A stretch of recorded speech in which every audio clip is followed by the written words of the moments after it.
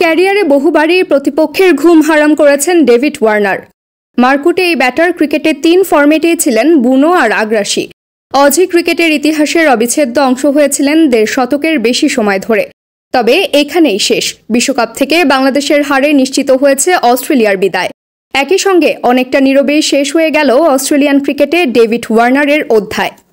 Saint ভিনসেন্টে আফগানদের বিপক্ষে বাংলাদেশের ম্যাচে ছিল অনেক সমীকরণ। 12.1 ওভারের মাঝে জয় পেলে বাংলাদেশ যেত সেমিফাইনালে, আর এরপর জয় পেলে অস্ট্রেলিয়া পেত সেমিফাইনালের টিকিট। কিন্তু এসবের কিছুই হয়নি। বাংলাদেশ হেরেছে, আর 8 রানের জয়ে আফগানিস্তান গিয়েছে সেমিতে। এতেই শেষ হয়েছে অস্ট্রেলিয়ার সেমিফাইনাল স্বপ্ন। একই সঙ্গে শেষ হলো ডেভিড ওয়ার্নারের যাত্রা।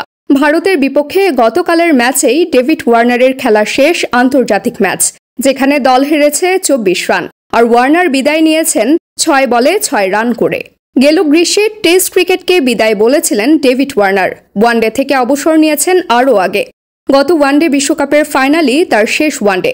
এখন টি-20 ক্যারিয়ার শেষ হলে কার্যত আন্তর্জাতিক ক্যারিয়ার শেষ হলো ওয়ার্নারের। ক্রিকেট অস্ট্রেলিয়া সামাজিক যোগাযোগ মাধ্যমে ডেভিড ওয়ার্নারের টি-20 পরিসংখ্যান সম্মিলিত পোস্টে তাকে ধন্যবাদ দিয়েছে।